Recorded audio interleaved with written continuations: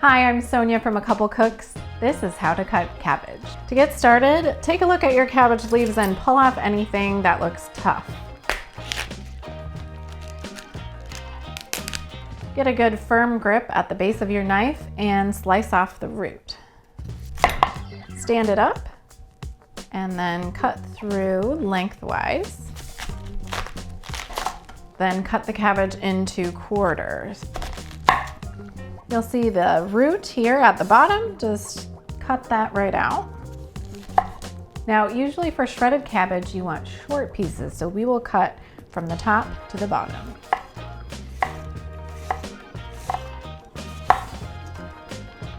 All right. That is perfectly shredded cabbage. For more of our knife skills videos, hundreds of recipes, and more about our cookbook, Pretty Simple Cooking, head to acouplecooks.com.